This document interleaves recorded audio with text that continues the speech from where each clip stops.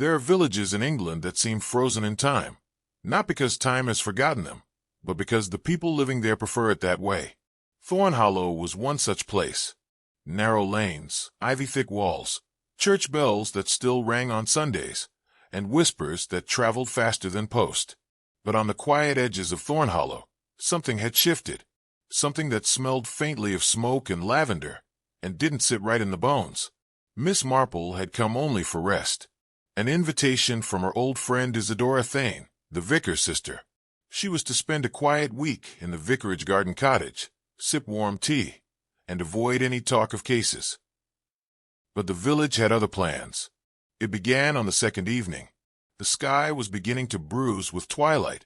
Miss Marple had taken her knitting and a shawl to the garden bench beneath the elm.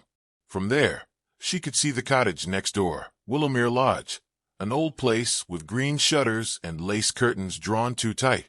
It had been vacant for years, until just recently. Now it was occupied again, but no one seemed to know by whom. Then Miss Marple saw her, a woman, standing perfectly still at the upstairs window, backlit by a single yellow lamp. Her figure was slim, wrapped in something dark, black, perhaps navy. She made no movement, no wave, just watched, and then vanished behind the curtain like a breath drawn too quickly. Miss Marple didn't move. She knew not to call out. Something in the air had gone still, the kind of stillness that falls before a story begins. Later that night, at the vicarage supper table, she casually asked, "Who's moved into Willowmere Lodge?" Reverend Ellery frowned faintly. "A gentleman, I believe. Mr. Archibald Lennox. Keeps to himself. Quiet sort." But Miss Marple turned to Isadora. "Then who was the woman I saw in the upstairs window this evening?" Isadora's fork paused midair.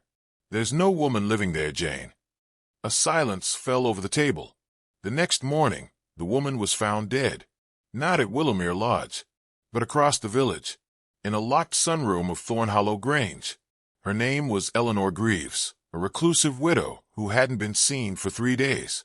They said she passed in her sleep, peacefully, but Miss Marple had seen her alive the night before, or someone who looked exactly like her. And in Thornhollow, resemblance could be dangerous. The day after Eleanor Greaves' death unfolded with a silence too deliberate to feel natural. It wasn't the soft hush that follows snowfall, nor the respectful quiet of morning. It was a silence laced with restraint, the kind that falls over a village when people know more than they dare to say. Over breakfast at the vicarage, Miss Marple stirred her tea slowly, her gaze fixed on the parish newspaper. There was no headline for Eleanor, no obituary, just a dry, 2-line notice buried under church updates. Mrs. E. Greaves, late of Thornhollow Grange, passed quietly in her sleep. No service requested. No service, she repeated, almost to herself. Isadora Braithwaite, seated across the table with a slice of buttered toast, glanced up. Apparently she left instructions. Private to the end, Eleanor always was. Miss Marple gave a soft nod, but her thoughts had already wandered elsewhere. Private, yes, but silent? That wasn't quite right. Not for a woman who had once been seen sitting by the window with a tea tray for 2. Later that morning, she walked into the village under the excuse of needing thread. Her true destination, however, was the post office, specifically the desk of Mrs. Alderton, whose memory was as sharp as her curiosity. "Tragic, isn't it?" the woman murmured, handing Miss Marple a small receipt. She hadn't posted anything in ages, and then, odd thing, 2 days ago, she came in with a letter, addressed to London. No return stamp. To whom? Miss Marple asked with calm interest. Mrs. Alderton leaned in. Didn't recognize the name, but she wrote it herself. Handwriting was careful, too careful, like it mattered who read it. Miss Marple stepped out into the breeze, but the chill that prickled her skin came not from the air. She turned without hesitation toward Thornhollow Grange. The gates were ajar when she arrived. A constable stood awkwardly near the garden wall, uncertain whether to guard or observe.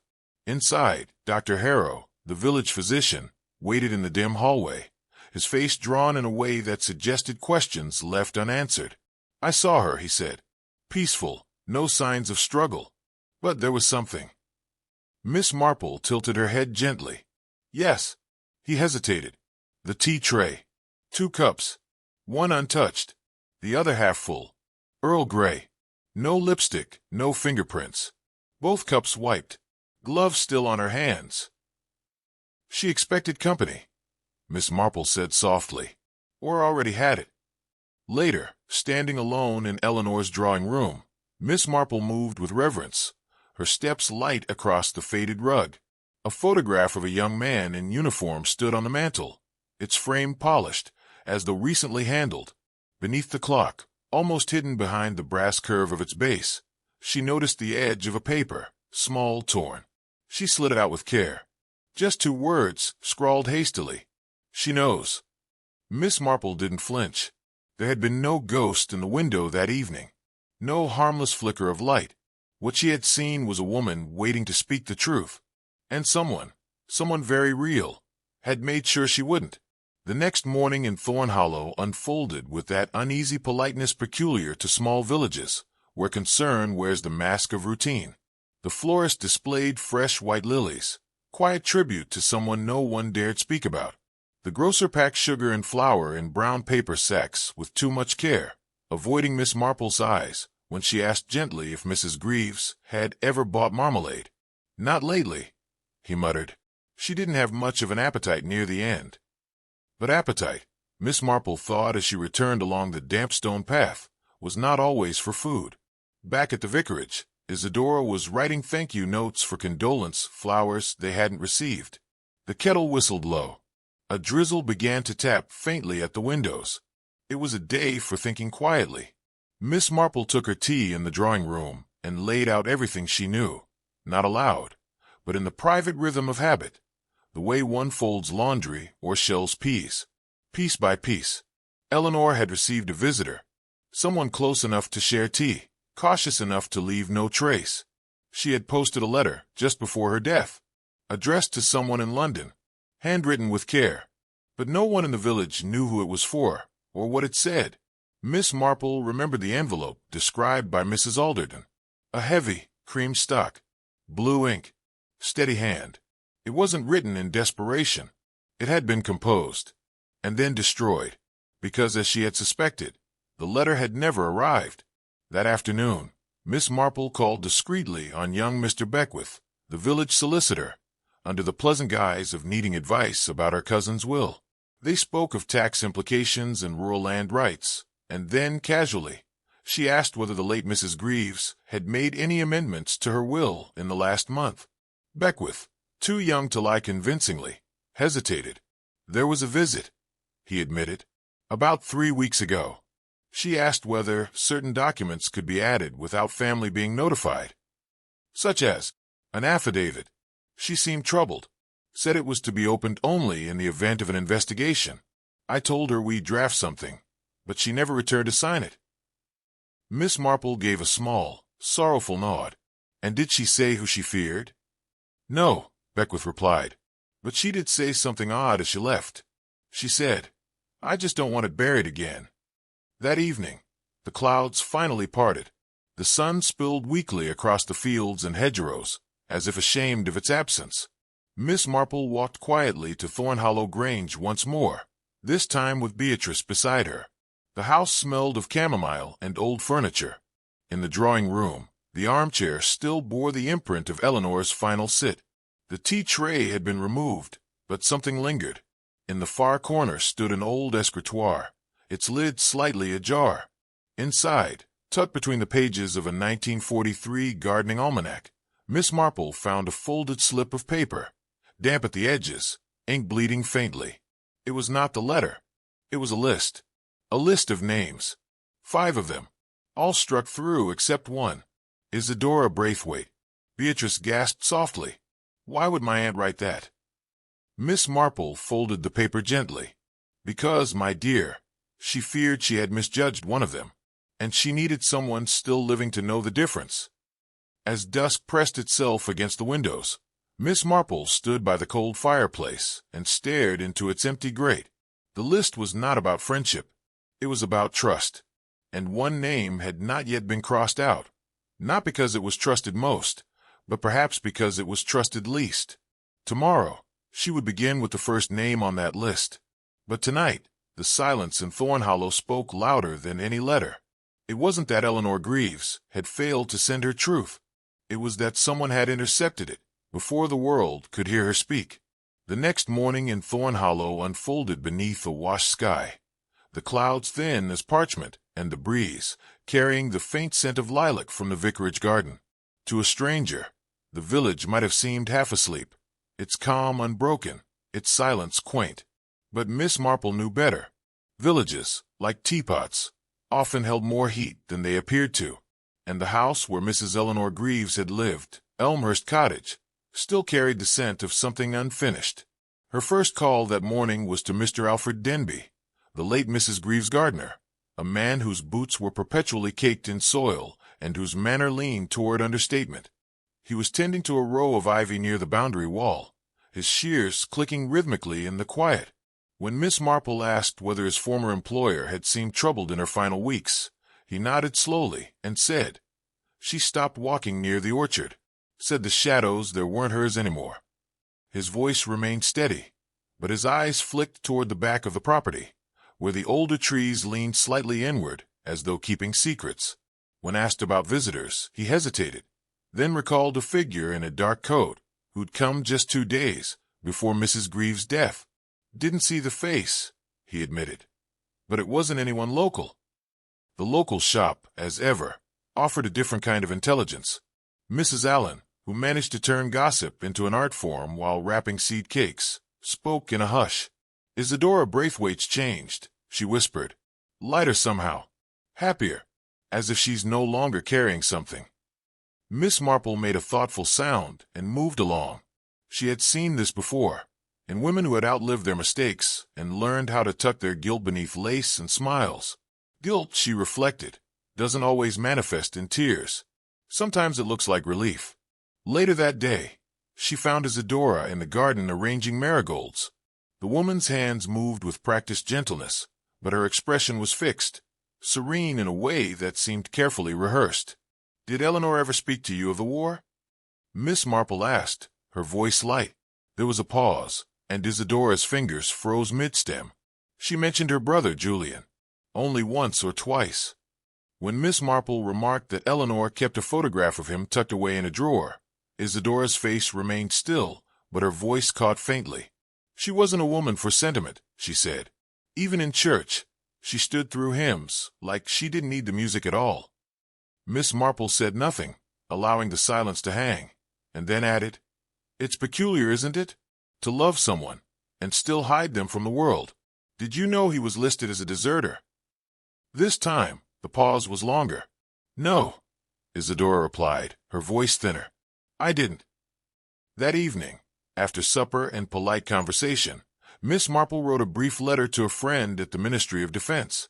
Not for files or dates, those could lie, but for the kind of truths whispered in confidence.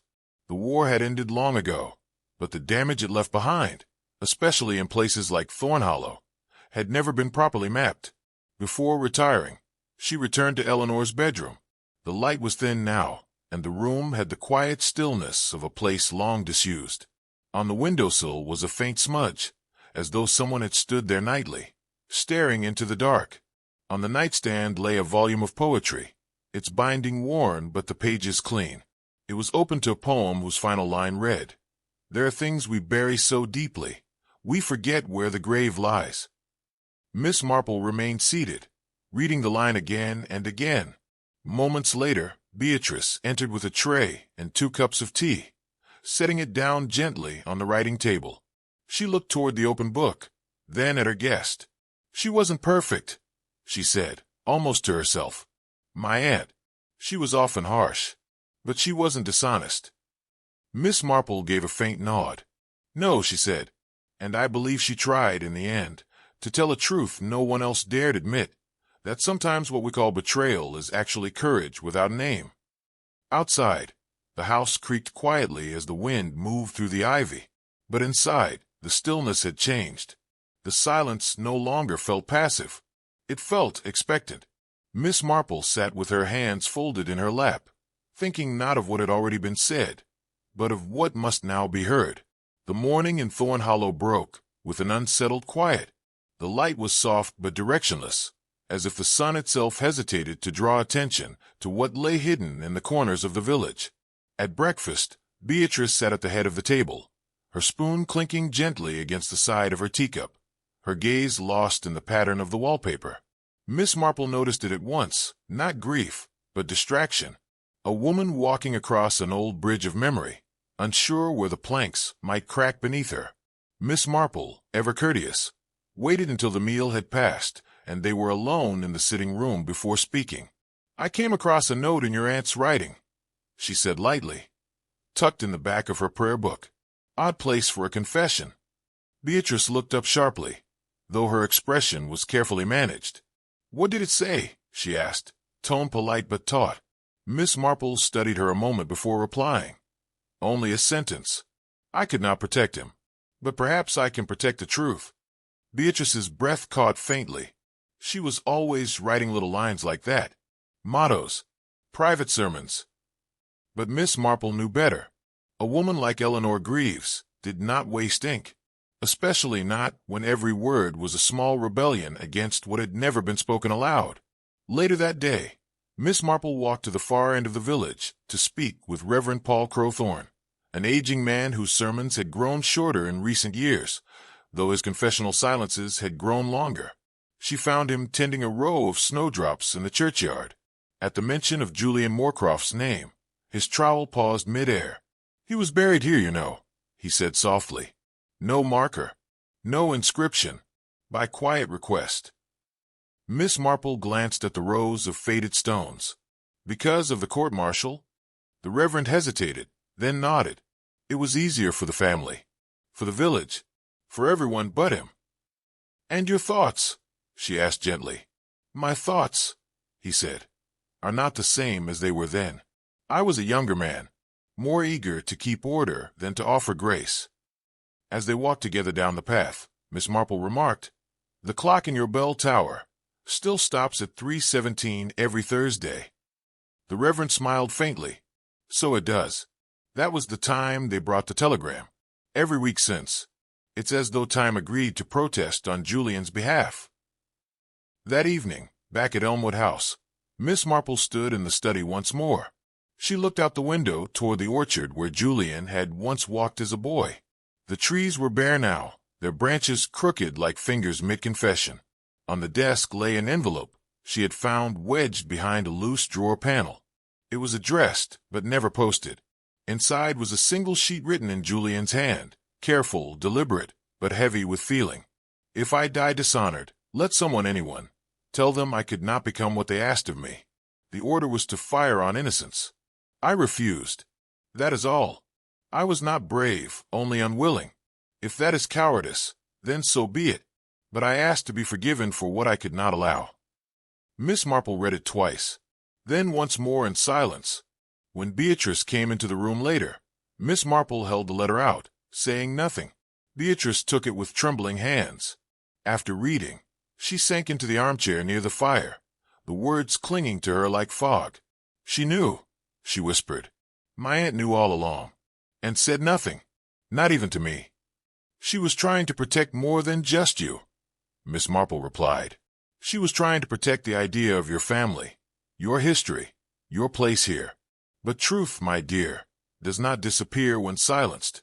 It waits, and sometimes it waits too long."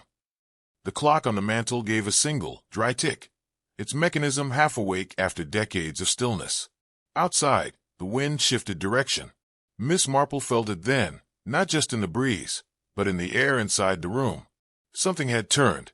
Tomorrow, she knew, would not arrive with answers, but it would no longer be held hostage by the past. The following morning dawned gray and undecided.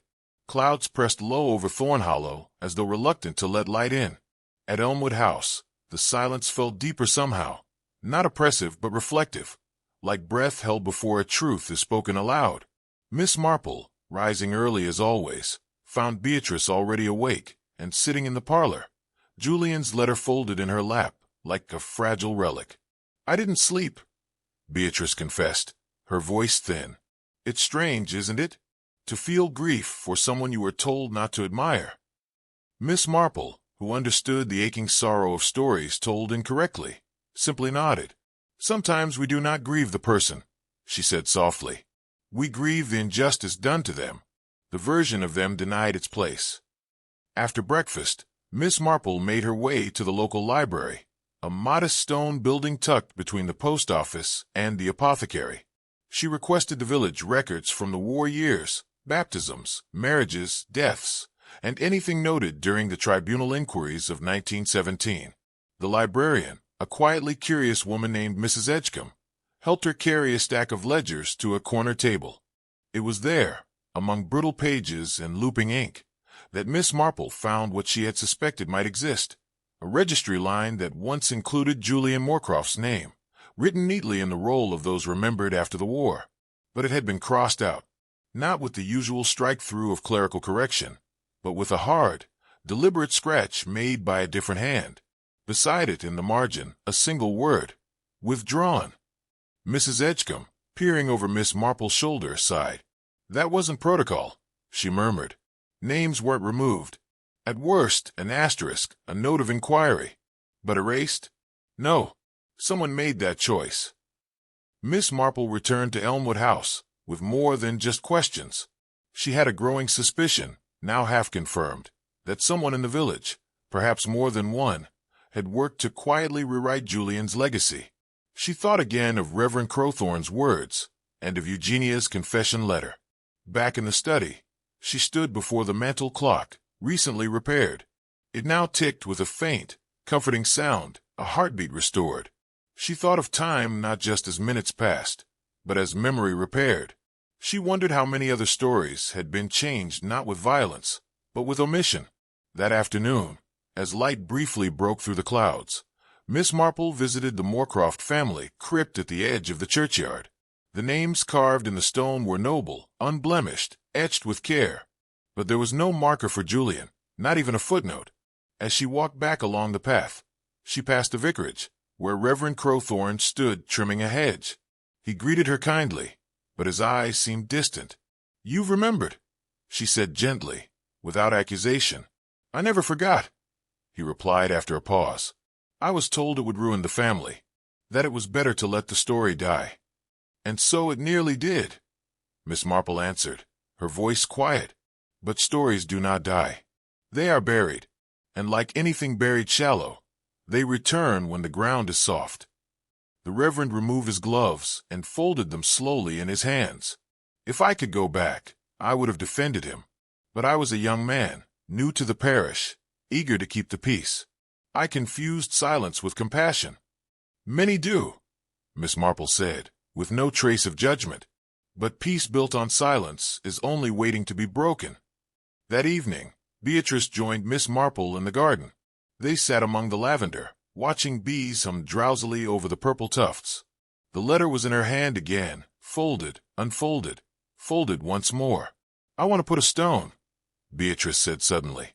"For him, in the orchard where he used to read." Miss Marple smiled, eyes on the horizon. "Then do so. Not for the village, not for history, but for truth." A light wind passed through the garden, stirring the lavender and brushing the branches overhead. The clock inside ticked steadily, and somewhere, faintly, the church bell rang once, not as warning, but perhaps, at last, as acknowledgment. By the time the next morning arrived, the orchard at Elmwood House looked changed, though no hands had touched it.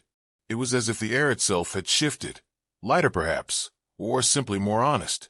The roses had begun to bloom again, soft pinks and whites pushing through the early dew, and beneath them, Beatrice walked slowly, with a flat stone wrapped in linen. She placed it beneath the oldest tree, the one Julian had once favored for reading, and pressed it gently into the earth. There was no engraving, no words, just a quiet intention carved in silence. But Miss Marple knew that even an unnamed stone could speak volumes. In the village, however, word of the stone spread quickly. Thorn Hollow was a place where curiosity ran deeper than gossip, but neither could be entirely contained. Some nodded quietly when they passed the house. Others looked away, unsure whether to treat the act as defiance or closure. But at the general store, Mrs. Penrose, who had served the village for 40 years and remembered every scandal with the same fondness as she did every wedding, offered her opinion with the finality of Scripture. "It was time," she said, folding a paper bag of barley sugar. "The boy wasn't wicked. He was wounded. And she, meaning Eugenia, she was too proud to say she'd broken."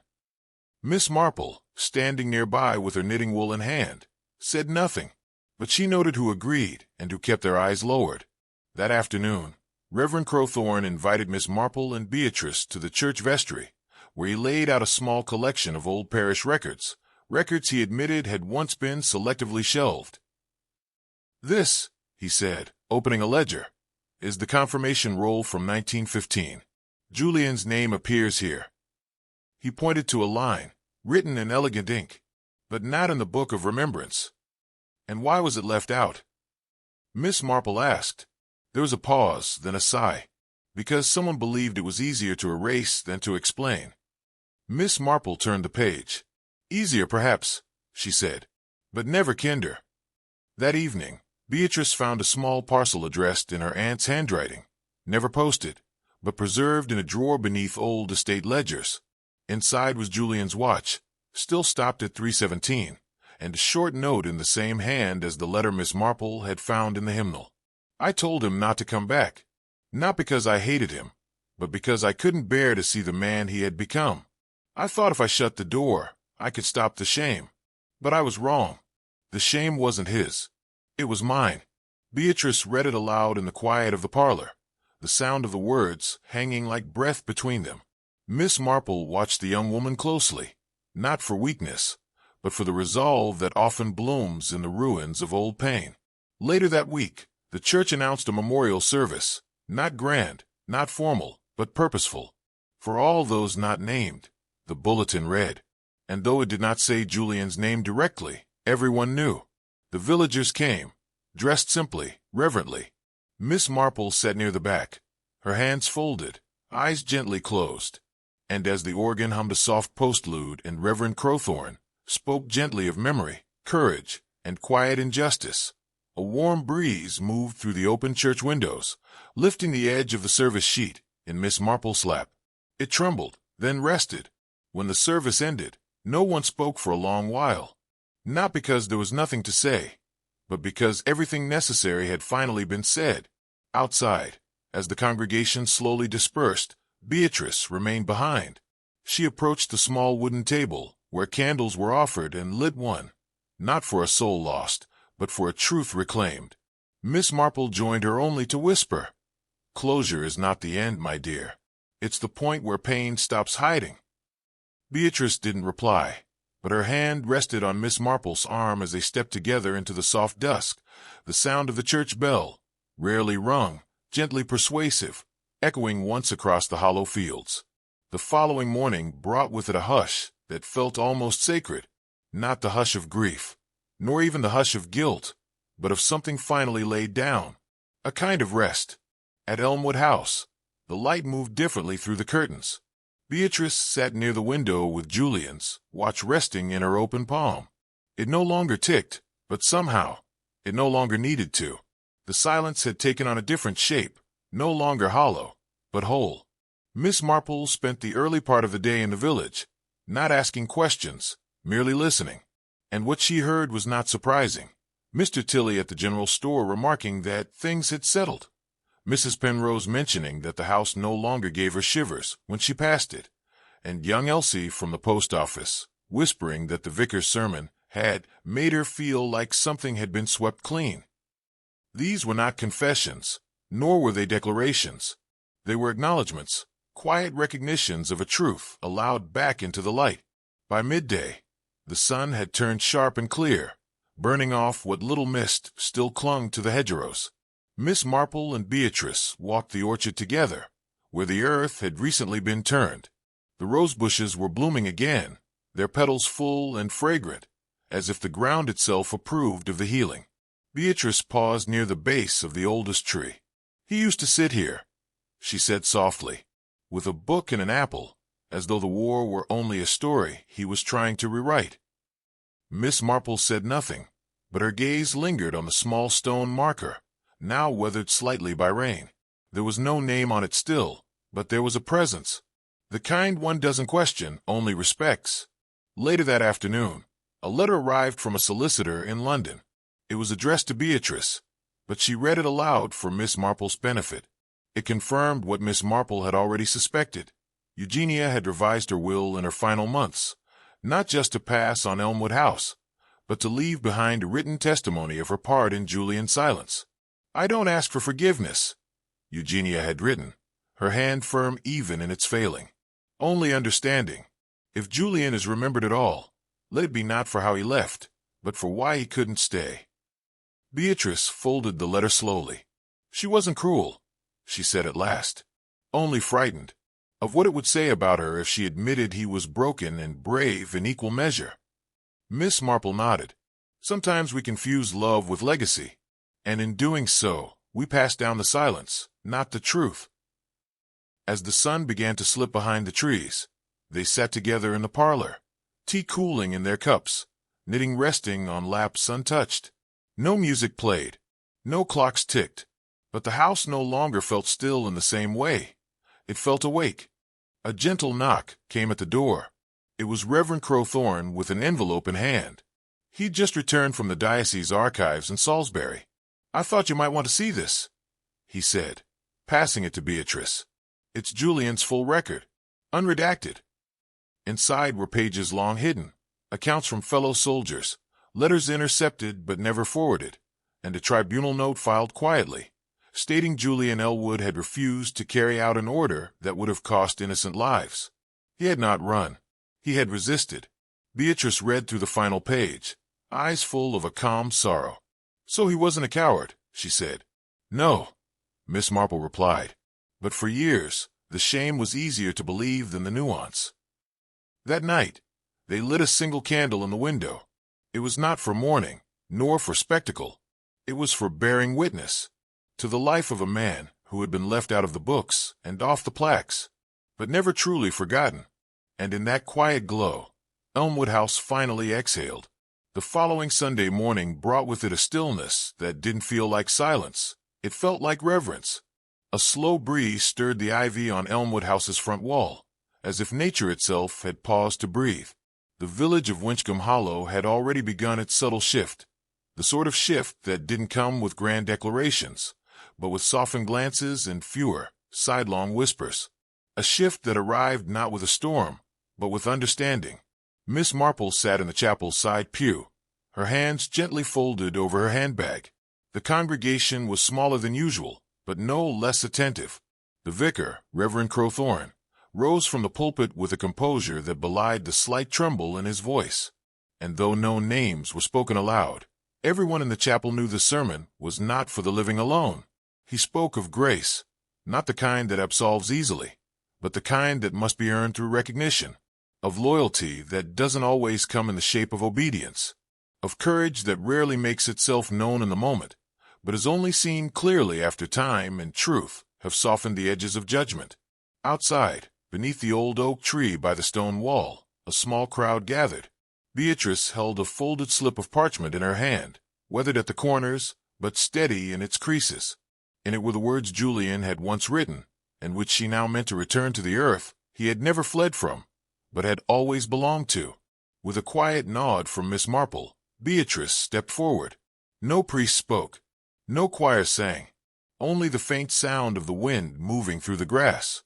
She placed the letter into the soil at the base of the rosebush, Julian's rosebush now, and covered it with a gentle press of earth. Then, beside it, she set a stone. Not inscribed, not polished. Just a small, flat stone brought from the edge of the river where Julian used to fish as a child. He never wanted to be remembered with ceremony, Beatrice whispered. Only with truth. Miss Marple stood beside her. And truth, she said softly, asks only to be acknowledged, not celebrated. Later, as the villagers returned to their Sunday routines, some to their gardens, some to their shops, and a few to their silences, there was a new lightness in the air. Not joy exactly, but clarity. The sort of clarity that only arrives once a name long buried has finally been spoken aloud, even if only in gesture. That afternoon, Harold Farrow arrived unannounced, with a parcel wrapped in soft linen. Inside was Julian's repaired wristwatch, polished, ticking faintly. "I thought it should return to the house," he said, offering it to Beatrice. She didn't reply, only placed it on the mantel where the broken clock had once stood. This time, it kept perfect time. As dusk fell over Winchcombe Hollow, Miss Marple and Beatrice took tea in the garden. The rose bush swayed slightly in the wind, its petals pale but full. The house behind them, once mute in its sorrow, now breathed with quiet resolve. "Truth," Miss Marple said after a long pause, "has a way of finding its way home. Not for vengeance, not even for absolution, simply for peace." Beatrice looked toward the rose bush. "And what if the truth took too long?" "Then it's all the more precious," Miss Marple answered, "because it survived the silence." And as the stars began to gather in the early evening sky, the ticking of the watch echoed faintly through the open window, measured, steady, certain. Julian Elwood's name had not been carved into any plaque, nor read aloud at any memorial, but it lived now in a place more permanent than stone, the memory of a village that had finally chosen to remember him for who he was, not what others had feared he represented. The days that followed did not bring fanfare. No headlines were written. No loud revelations echoed through the hills of Winchcombe Hollow. But the air somehow was different. It was in the way the villagers greeted one another with a touch more softness, in the way Mrs. Delaney, long thought deaf to everything but her own stories, now paused to listen when Beatrice passed her on the green, and in the way Elmwood House, once a vessel for unspoken grief, seemed to exhale. Miss Marple remained for one more week, not out of duty, but out of instinct. She knew the aftermath of truth was often as delicate as its discovery, and so she stayed to stitch the final threads, to watch, to ensure that silence, now broken, would not be hastily sewn shut again. On her final afternoon, Miss Marple walked through the garden path, where the roses bloomed with a kind of tired beauty. She paused near the rose bush, where Julian's letter had been laid to rest. A robin perched on the stone wall nearby, its song clear and persistent. Life, it seemed, had accepted what death had once unsettled.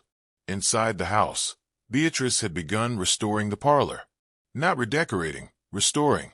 She brought back the old lace curtains her aunt had once deemed too delicate for dust. She placed Julian's photograph, unmarked now, no X, on his shoulder, on the small table beneath the window, and beside it, the repaired watch, still ticking. She and Miss Marple took tea in the sunroom, as they had come to do most evenings. There were no more questions between them, just understanding. "He would have liked this, I think," Beatrice said, stirring her cup without looking up. "Not being honored, but being understood." Miss Marple nodded. "Sometimes the greatest kindness is to be seen, even after you're gone." Later that evening, as Miss Marple's carriage arrived, the entire village felt caught in that strange hush that precedes a change in weather. Beatrice walked her to the gate. There were no grand goodbyes, no final confessions, only a sentence, quiet and complete. "Thank you for letting him come home." Miss Marple smiled gently. He never truly left. He was just waiting for someone brave enough to open the door. The wheels of the carriage turned slowly at first, then steadied. As the village fell behind, the landscape opened into soft fields and winding hedgerows.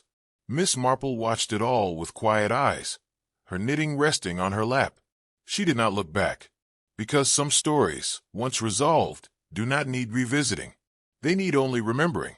And in Winchcombe Hollow, Julian Elwood had finally been remembered, not as a deserter, not as a rumor, but as a boy who had once written poetry, who had loved his family, and who had died with truth too heavy to carry alone.